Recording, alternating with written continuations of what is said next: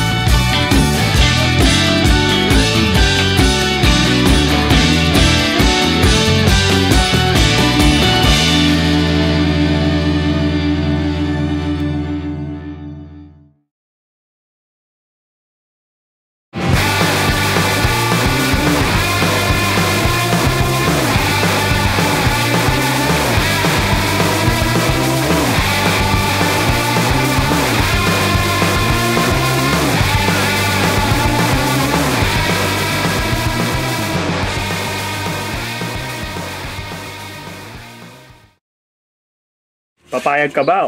Oo, hindi. At bakit? Hindi po. Kasi po una po nakakawalang respeto po yun. Mm-mm. Sa sarili ko din po. Tapos, basta po ayoko po. Para po may respeto yung mga tao sa akin. Lalo na po may respeto po ako sa sarili ko.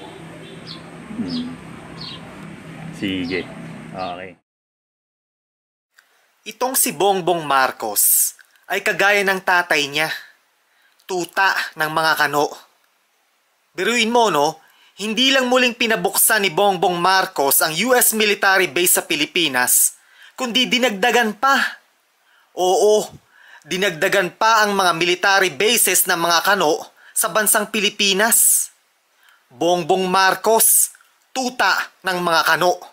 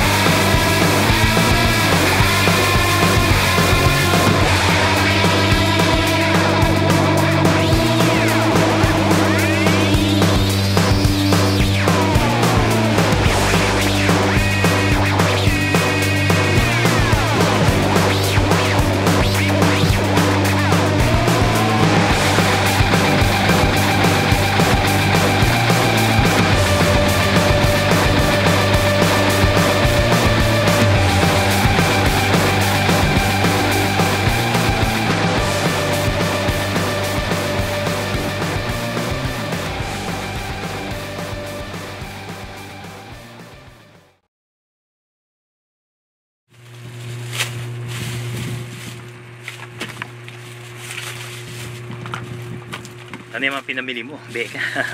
Yung mga stock po sa bahay po. Mga stock sa bahay. Sa araw-araw po. Okay. Ayan po. Ayan. Mga groceries. Opo. Sige. At syempre, no,